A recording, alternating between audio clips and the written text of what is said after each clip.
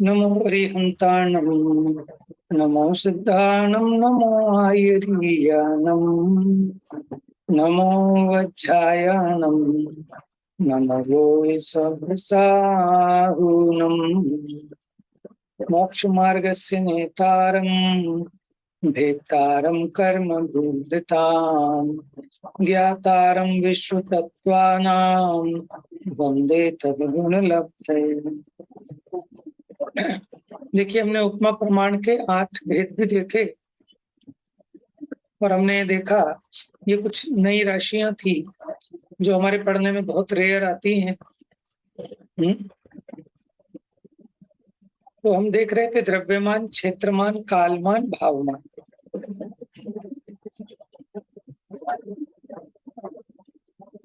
तो ये इन्होंने प्रारंभ कहाँ से किया? छोटी से छोटी राशि से प्रारंभ किया इन्होंने।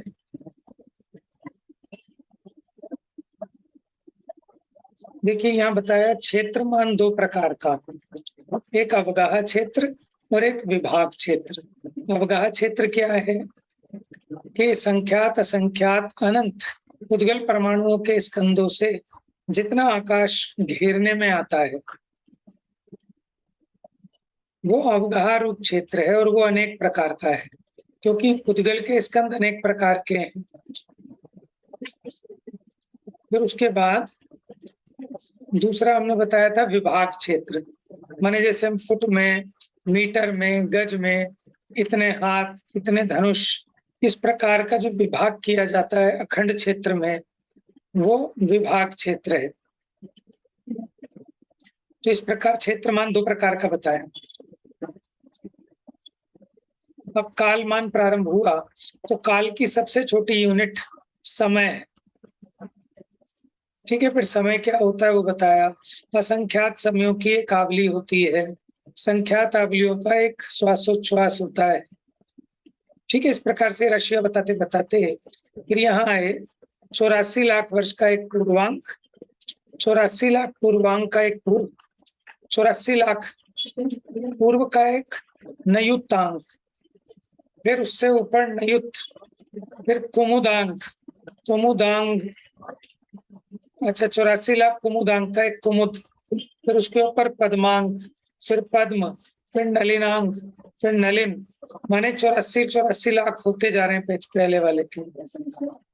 फिर कमलांक, फिर कमल, फिर तुटांक, तुट, अट्टांक, अटट, अम्मांक, अमम, हुहु अंक, हुहु, लतांक, महालतांक, लता, महालता।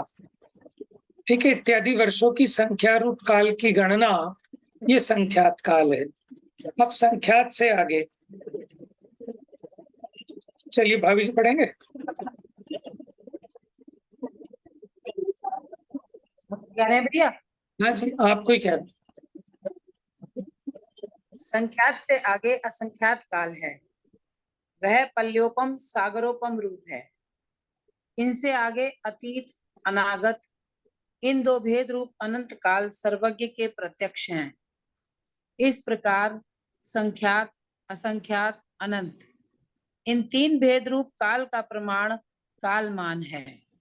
इसके पहले अध्याय में बताए गए मति श्रुतवधि मन प्रयक केवल ये 5 प्रकार के ज्ञान भावमान है। ज्ञान जीव का भाव है।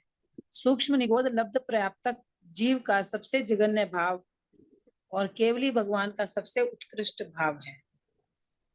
सभी द्रव्यों से अनंतानंत गुणा केवल ज्ञान का प्रमाण होने से केवल ज्ञान के समान अन्य कोई उत्कृष्ट भाव नहीं है। सूक्ष्म निगोद जीव का जघन्य ज्ञान अक्षर के अनंतवें भाग होने पर भी इसमें संसारी और सिद्ध इन 2 भेद रूप समस्त जीव राशि से भी अनंत गुणे ज्ञान के अविभागी प्रतिच्छेद हैं। ज्ञान के समान कोई अन्य उत्तम वस्तु संसार में नहीं है। इस प्रकार जघन्य और उत्कृष्ट के भेद से भावमान 2 प्रकार का है। देखिए, भावमान में मति श्रुत अवधि मनः पर्यय केवल ज्ञान, अब इसमें उत्कृष्ट और जघन्य बताए। सबसे कम अविभाग प्रतिच्छेद सूक्ष्म निगोदिया लब्ध पर्याप्तक जीव को जो जघन्य भाव है, क्यों कि अक्षर के अनंत विभाग प्रमाण उसका पर्याय ज्ञान प्रकट है, लेकिन उसमें भी जो अविभाग प्रतिच्छेद है वो जो संसारी और सिद्ध, इस प्रकार समस्त जो जीव राशि है उससे भी अनंत गुने बड़े हैं, लेकिन फिर भी भावमान की अपेक्षा वो जघन्य भाव है और उत्कृष्ट भाव केवल ज्ञान का है।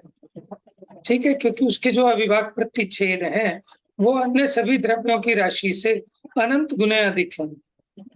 तो जघन्य भाव सूक्ष्म निगोदिया लब्ध पर्याप्तक का जो प्रकट ज्ञान है, पर्याय नाम का ज्ञान, और उत्कृष्ट भाव केवल ज्ञान, तो भावमान दो प्रकार के हो गए। हाँ जी, आगे। इस प्रकार 38वें सूत्र द्वारा मनुष्यों की आयु का निरूपण। अब मनुष्यों के समान ही त्रियंचों की आयु बताने वाला सूत्र कहते हैं, त्रियग योनि जानाम च, त्रियग योनि जानाम च। त्रियग योनिज की भी ऐसी ही आयु है। त्रियंच गति नामक नाम कर्म के उदय से त्रियंच योनि में जन्म लेने वाले त्रियंच योनिज हैं। इनकी आयु मनुष्य के समान उत्कृष्ट 3 पल्ले और जघन्य अंतर मुहूर्त है। इन दोनों के मध्यवर्ती मध्यम आयु के अनेक भेद हैं। यह बताने के लिए सूत्र में च और पद का प्रयोग है। त्रियंचों के एकेंद्रीय, विकलेंद्रीय और पंचेंद्रीय ये 3 भेद हैं। एकेंद्रीय जीवों के पृथ्वी कायिक, जल कायिक, अग्नि कायिक, वायु कायिक और वनस्पति कायिक ये 5 भेद हैं। पृथ्वी कायिक के शुद्ध मृदु पृथ्वी कायिक और खर पृथ्वी कायिक ये 2 भेद हैं। मृदु मिट्टी रूप शुद्ध पृथ्वी कायिक जीव की उत्कृष्ट आयु 12,000 वर्ष, पाषाण रूप कठोर पृथ्वी कायिक जीव की 22,000 वर्ष, जल कायिक की 7,000 वर्ष, अग्नि कायिक की 3 दिन रात, वायु कायिक की 3,000 वर्ष उत्कृष्ट आयु है। वनस्पति कायिक के 2 भेद हैं, साधारण और प्रत्येक।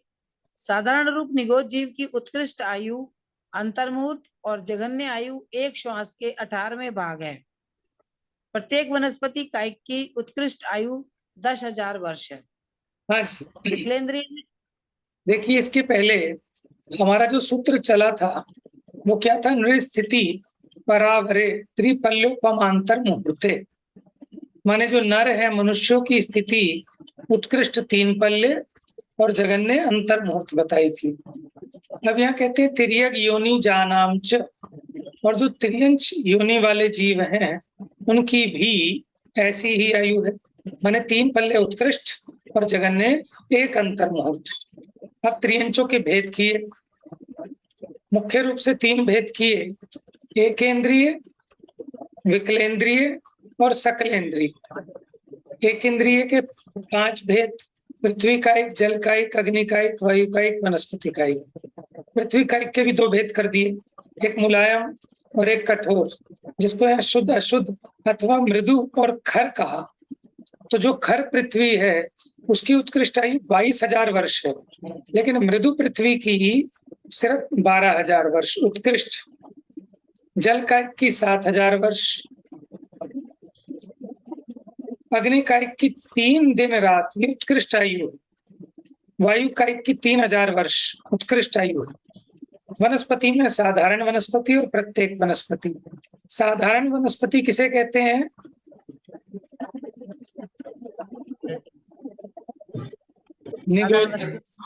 क्षुद्र जीव होते हैं, निगोदिया जीव, जिनके आयु श्वासोच्छ्वास, आहार, काय एक हो, उन्हें कहते हैं निगोदिया। उनकी आयु कितनी होती है?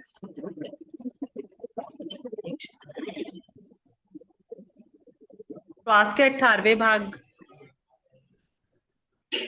देखो, निगोदिया 2 तरह के, पर्याप्तक और अपर्याप्तक।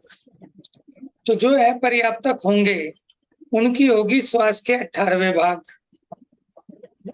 ठीक है। लेकिन जो पर्याप्तक हैं उनकी अधिकतम भी अगर होगी तो अंतर मुहूर्त हो सकती है।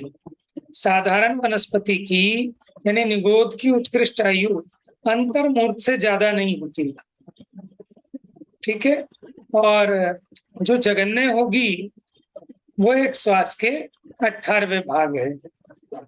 यद्यपि जो एक श्वास के 18वें भाग है ना,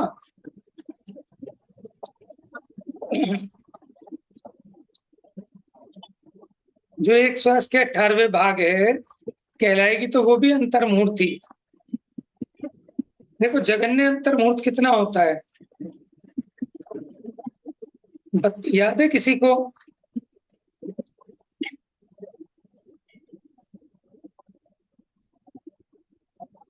एक समय से ज्यादा होता होगा भैया, 48 मिनट से कम में जितने हो गए वो एक समय से ज्यादा होता होगा जगन्य, एक समय से कुछ वो अधिक अंतर्मूर्त जगन्य बहुत ज्यादा होता है।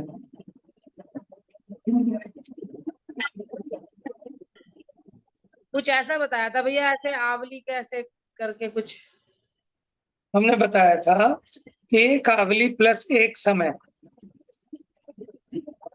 जगन्य अंतर्मूर्त कितना? एक आवली प्लस एक समय। और उत्कृष्ट अंतर्मूर्त कितना?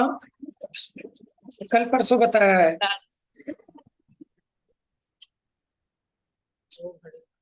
भैया 48 मिनट में एक समय कम, 2 समय कम।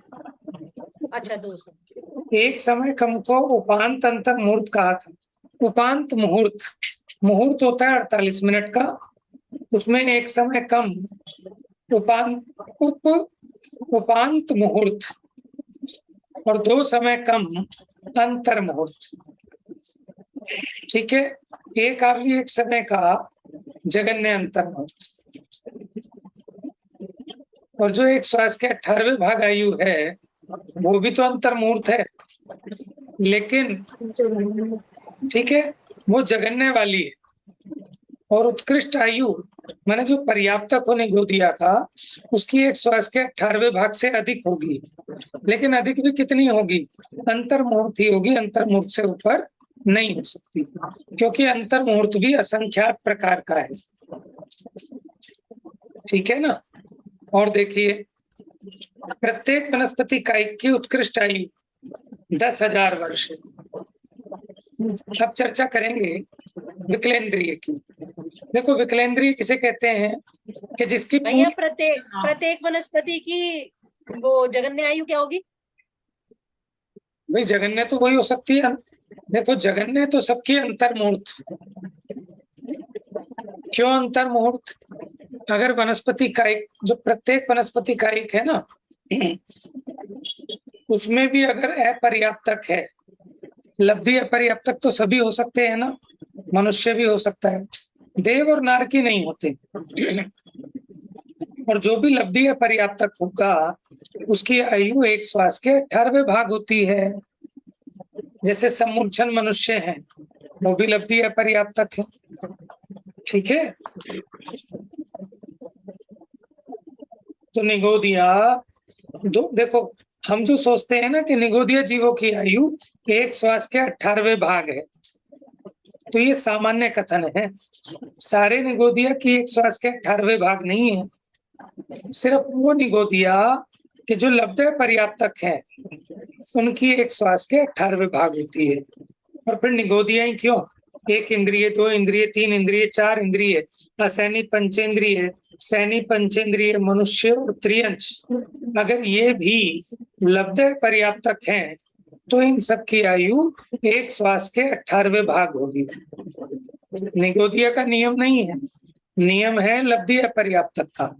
जो भी लब्धि अपर्याप्तक होगा उसकी आयु एक श्वास के 18वें भाग। चलिए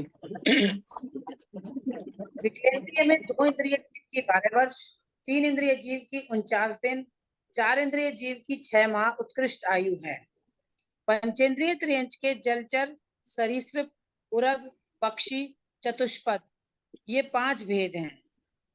मत्स्य आदि जलचर जीव की 1 कोटि पूर्व, गोह, नकुल, नेवला आदि सरीसृप की 9 पूर्वांग, सर्प आदि उरग की 42,000 वर्ष, आकाश में उड़ने वाले पक्षी की 72,000 वर्ष, गाय आदि चतुष्पद की 3 पल्ले उत्कृष्ट आयु है। सभी त्रियंचों की जघन्य आयु अंतर मुहूर्त है। इन दोनों कालों के मध्यवर्ती सभी भेद मध्यम आयु है। कोई मुझे बताएगा गाय की आयु 3 पल्ले कैसे हो सकती है? गाय की आयु 3 पल्ले कैसे हो सकती है, कौन बताएगा?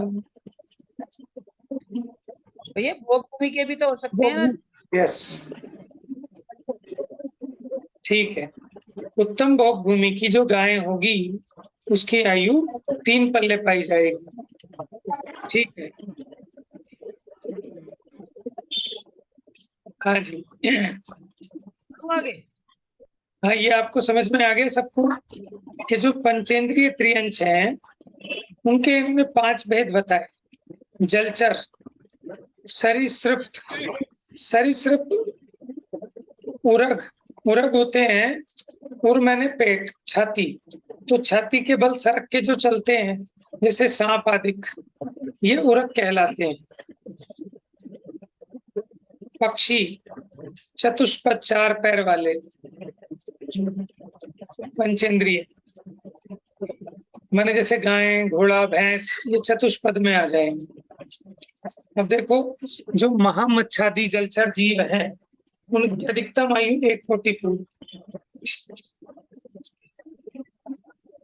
देखो आपको पता है भोग भूमि में जलचर होते हैं कि नहीं होते? नहीं होते भैया।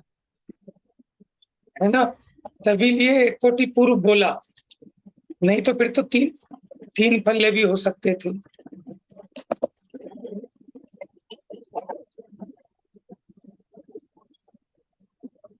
गो, नकुल, ये कर्म भूमि से स्टार्ट होते हैं जलचर जी। हाँ, भोग भूमि में नहीं होते। जब कर्म भूमि की रचना होती है यहाँ तब वो प्रारंभ हो जाते हैं। उसी प्रकार जो ये विकलत्रय जीव है ना, 2 इंद्रिय, 3 इंद्रिय, 4 इंद्रिय, ये भी भोग भूमि के काल में नहीं होते, कर्म भूमि में उत्पन्न होते हैं। और कर्म भूमि में भी अब देखो कि अब ये जो काल है ना, इसमें विकलत्रय जीवों की उत्पत्ति विशेष है। तभी तो आप देखो मच्छर कितने, मक्खियां कितनी, इनकी उत्पत्ति विशेष है। लट, चींटी और सुलसुली आदि। इसीलिए अब हम अहिंसक सामग्री ही यूज करते हैं पूजा आदि में। फूल इत्यादि यूज करना योग्य नहीं है, क्योंकि अब त्रस्त जीवों की उत्पत्ति बहुत है।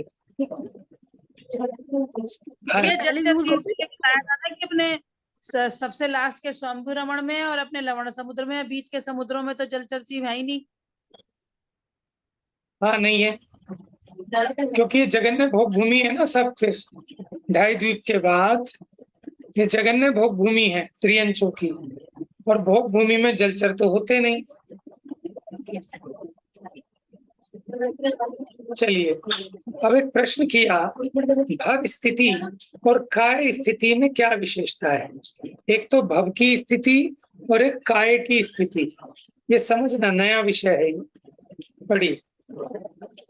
जीव के एक भव की आयु भव स्थिति है और एक जाति वाली काय में अनेक भव धारण करना काय स्थिति है।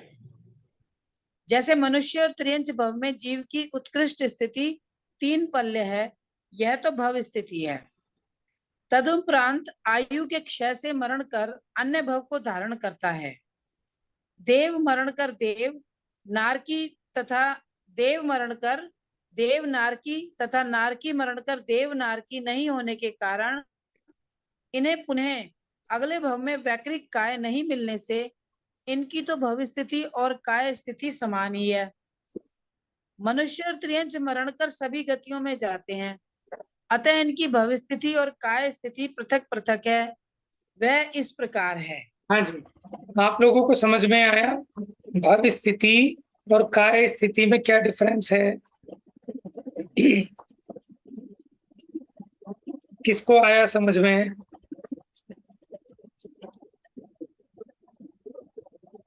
चलिए इसका मतलब यही बताइए। इसका मतलब ये बता रहे हैं कि जैसे मनुष्य मर के फिर मनुष्य हो गया, फिर मनुष्य हो गया, तो ये तो काय स्थिति हो गई उसकी, तो वो पूरी काय स्थिति में मानी जाएगी। और वो मनुष्य बन के कुछ और जाति में चला गया तो वो फिर भव स्थिति रह गई खाली, मतलब उसी में रह गए, देखो, हाँ, दोबारा वही जन्म नहीं हुआ।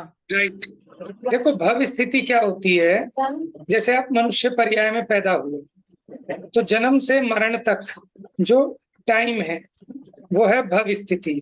तो मनुष्य का पहला भव, ठीक है, वो हो गई भव स्थिति। जैसे मान लो 3 पल्ले की उत्कृष्ट हो सकती है मनुष्य की, तो 3 पल्ले भव स्थिति होगी। लेकिन भोग भूमि वाला दोबारा भोग भूमि में नहीं पैदा होता, वो तो देव गति में जाएगा, तो उसकी काय स्थिति भी वो 3 पल्ले रही। हाँ, अगर कोई कर्म भूमि का मनुष्य है, 1 कोटि पूर्व की आयु वाला है, ठीक है, तो उसकी भव स्थिति हो गई 1 कोटि पूर्व, जन्म से मरण तक, वो भव कहलाता है। लेकिन वो मरकर दोबारा मनुष्य में पैदा हो गया, और यहाँ पर इसने अब 50 लाख पूर्व की आयु धारण की, ठीक है, फिर मर के फिर मनुष्य हो गया। अब ये इसकी दूसरे नंबर की भव स्थिति 50 लाख पूर्व है, और फिर मरण करके देव गति में चला गया। तो उस मनुष्य की भव स्थिति पहले 1 कोटि पूर्व थी, दूसरी भव स्थिति 50 लाख पूर्व थी। लेकिन अगर कोई कार्य स्थिति पूछेगा तो कितनी हो जाएगी? 1.5 कोटि पूर्व, 1,50,00,000 पूर्व। यानी उसी सेम पर्याय में पुनः पुनः उसी काया को धारण करे, वो काय स्थिति है। अंतर समझ में आ रहा है? भव तो होता है जन्म से मरण तक का पीरियड, वो भव स्थिति है। फिर दोबारा उसी पर्याय को धारण करे, उसी काया को धारण करे, फिर 3 चौबारा 5 बार, तो वो कितना काल उसने उस काया में बिताया, तो वो बहुत ज्यादा भी हो सकती है। लेकिन अगर दोबारा उस पर्याय को धारण नहीं किया तो उस केस में भव स्थिति और काय स्थिति इक्वल रहेगी। नहीं तो बार बार उसमें जन्मे तो भव स्थिति तो जो की है उतनी है, लेकिन काय स्थिति बढ़ जाएगी। अब बात समझ में आ रही है कुछ? भैया मोस्ट ऑफ तो भव स्थिति और काय स्थिति सेम ही रहती होगी, रेयर ही ऐसा होता होगा कि एक ही उसमें जन्म ले अगेन एंड अगेन। देखो, आपको बताऊं, जैसे निगोदिया आदि है ना, तो वो मर मर के पैदा होते रहते हैं बारंबार, ठीक है। तो ये तो हम अभी अंदाजा लगा रहे हैं, लेकिन करना नियोग में अंदाजे से काम नहीं होता। या तो राशियां इतनी है ना अनंतों में, हम तो मोटा मोटा देख रहे हैं अपना, पर आपको और हमें क्या पता कि वो जीव मर के इसमें पैदा हुआ कि नहीं हुआ, ठीक है। नहीं तो भोग भूमि देव और नारकी में नियम है कि वापस उसी काया में नहीं आएंगे, उसके अलावा तो सभी आ सकते हैं ना बार बार। अब देखिए, अब इनमें कैसे कैसे पृथक पृथक है, भव स्थिति और काय स्थिति अलग अलग कैसे है वो देखते हैं। पढ़िए भविष्य। पृथ्वी कायिक, जल कायिक, अग्नि कायिक, वायु कायिक, इन 4 स्थावरों की उत्कृष्ट काय स्थिति असंख्यात लोक मात्र है। अर्थात इन चारों कायों में अधिक से अधिक रहने का समय असंख्यात लोकों के प्रदेशों की संख्या के समान काल पर्यंत है। पढ़ूं? हाँ जी, पढ़िए, सही। वनस्पति काय का असंख्यात पुद्गल परिवर्तन मात्र अनंत काल है। विकलत्रय जीवों की उत्कृष्ट काय स्थिति असंख्यात हजार वर्ष पर्यंत है। पंचेंद्रिय मनुष्य और त्रियंच की काय स्थिति पृथकत्व कोटि पूर्व अधिक 3 पल्ले पर्यंत है।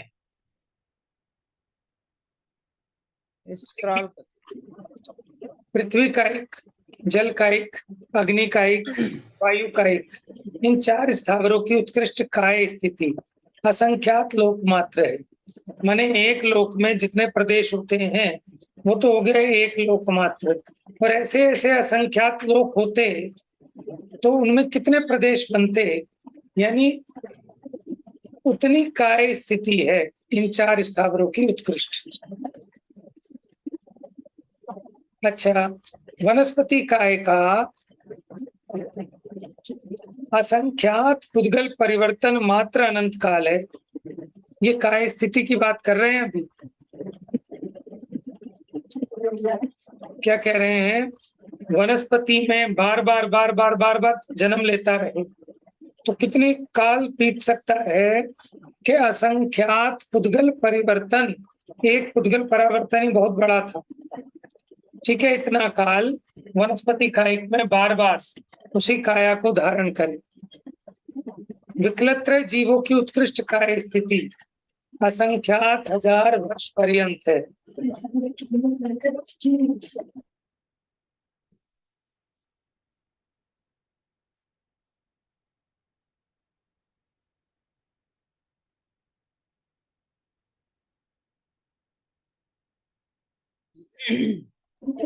जी अच्छा, विकलत्रय जीवों की हो गई उत्कृष्ट काय स्थिति असंख्यात हजार वर्ष। पंचेंद्रिय मनुष्य और त्रियंच की काय स्थिति पृथकत्व कोटि पूर्व अधिक 3 पल्ले, माने अगर वो बार बार मनुष्य पर्याय में जन्मता रहे तो अधिकतम कितना काल के 3 पल्ले प्लस पृथकत्व कोटि पूर्व। अब पृथकत्व में क्या बताई थी संख्या, 3 से 9 बताई। 3 से 9 के बीच कोई भी हो सकती है। 9 आगे हाँ 3 से आगे और 9 से पीछे की संख्या पृथकत्व है। मनुष्य की उत्कृष्ट काय स्थिति 47 कोटि पूर्व अधिक 3 पल्ले है। इन सभी की जगन्य काय स्थिति अंतर्मुहूर्त है। हाँ जी, अब आप देखिए यहाँ क्या लिखा है, मनुष्य की उत्कृष्ट काय स्थिति 47 कोटि पूर्व अधिक 3 पल्ले है। अब यहाँ से मुझे लगता है कि लोगों ने जो निकाल लिया ना कि मनुष्य के अधिक से अधिक 48 भव मिलेंगे, वो यहाँ से निकाल लिया है। ये काय स्थिति है ना, माने बार बार अगर मनुष्य काय को प्राप्त करता रहे तो 47 कोटि पूर्व अधिक 3 पल्ले, तो 3 पल्ले भी मनुष्य की होगी वो भोग भूमि की अपेक्षा, और 47 कोटि पूर्व ये कर्म भूमि की अपेक्षा, ठीक है। अब इसका आंकड़ा कैसे बनता है,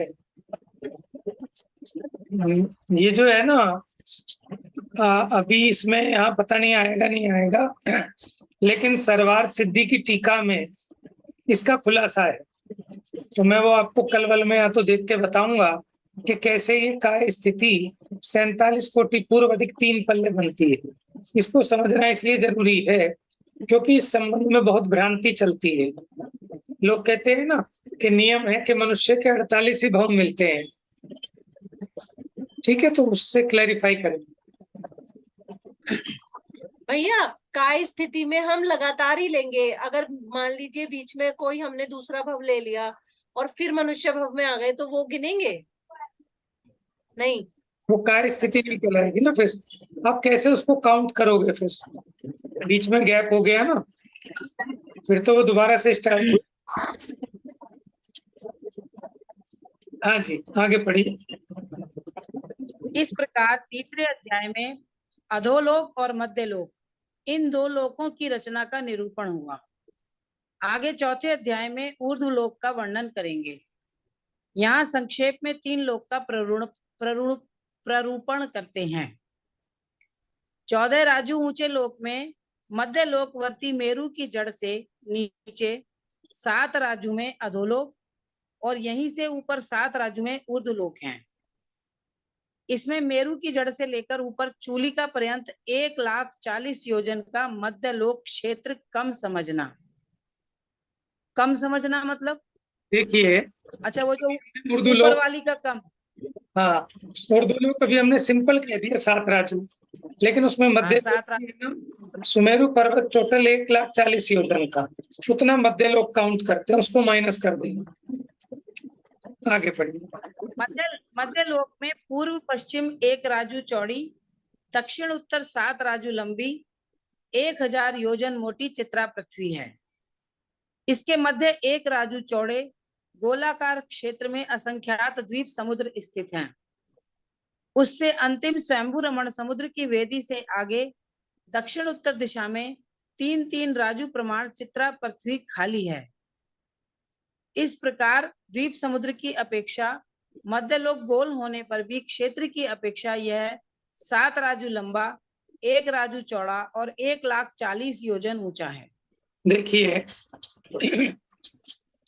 ये जो मध्यलोक है, द्वीप समुद्र की अपेक्षा मध्यलोक द्वीप समुद्र की अपेक्षा गोल है, लेकिन फिर भी अगर क्षेत्र की अपेक्षा देखें तो पूर्व पश्चिम यानी फ्रंट 1 राजू का है और इसकी जो गहराई है वो 7 राजू की है, ठीक है। और इसकी जो हाइट है वो 1,40,000 योजन ऊंचा। ये मध्यलोक का प्रमाण है। इसके ऊपर एक बात और आई जो मुझे भी समझ में नहीं आई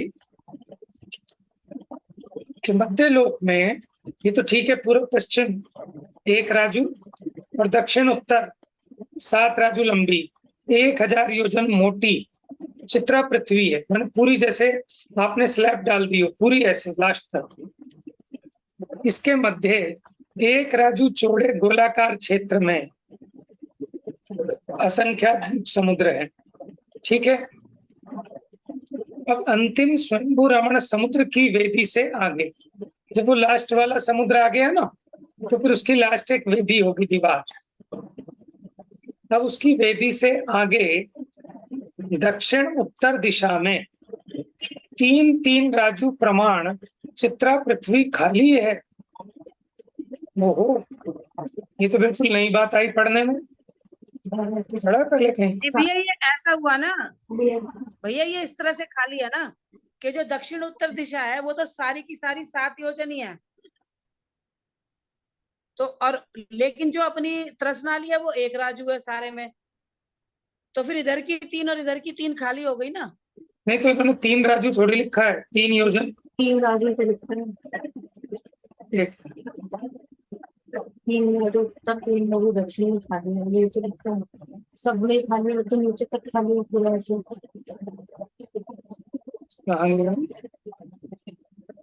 भैया ये लिखा उससे अंतिम स्वयंभू रमण समुद्र की वेदी से आगे दक्षिण उत्तर दिशा में 3-3 राजू प्रमाण चित्रा पृथ्वी। मैं कुछ और समझा। मैंने क्या समझा, जो अंतिम वेदी है ना, जो अंतिम स्वयंभू रमण समुद्र है और उसकी जो अंतिम वेदी है, तो उसके बाद कोने बचते हैं, कोने चारों तरफ कोने बचते हैं ना। तो मुझे ऐसा लगा कि जो उसकी वेदी है, तो वेदी के आगे भी कोई खाली स्थान है चित्रा पृथ्वी पे 3 योजन का, लेकिन ये राजू है, तो ये तो हो गई। तो बिल्कुल आपने ठीक बताया। त्रस नाली 1/1 राजू की है और बीचों बीच है, यानी जो उसकी गहराई है ना 7 राजू की, शुरू के 3 राजू छोड़ दो, लास्ट के 3 राजू छोड़ दो, बीचों बीच 1 राजू की उसकी लंबाई है, 1 राजू की चौड़ाई है, ठीक है। उतने में ही आपके नारकी जीव आदि पाए जाते हैं। जितने भी त्रस जीव हैं वो उसी में पाए जाएंगे, उसके बाहर नहीं। इसलिए उन्होंने कहा कि उसके आगे और पीछे की 3-3 राजू चित्रा पृथ्वी खाली है, माने उसके नीचे त्रस अधिक जीव नहीं रहते। और उसमें भैया एक एक जीव तो रहते हैं। हाँ, एक इंद्रिय तो सब जगह है, ठीक है। मैंने मध्यलोक की अपेक्षा कह रहे हैं कि जो आपके द्वीप समुद्रों की रचना है वो सिर्फ बीच के 1 राजू में है, शुरू के 3 राजू पे नहीं है, क्योंकि चित्रा पृथ्वी के ऊपर ही है ना द्वीप समुद्र। तो शुरू के 3 राजू गहराई छोड़कर और लास्ट के 3 राजू गहराई छोड़कर, बीच के 1 राजू में, और चौड़ाई तो 1 राजू है ही, गहराई भी 1 राजू, उसी में वो असंख्यात द्वीप समुद्र है, बाकी चित्रा पृथ्वी खाली है। अभी का समय हो गया है, अब इसकी शेष चर्चा कल करेंगे। जावाणी के ज्ञान से सूझे लो कालो, सो वाणी मस्तक नमो सदा देत हूँ धो। Yeah.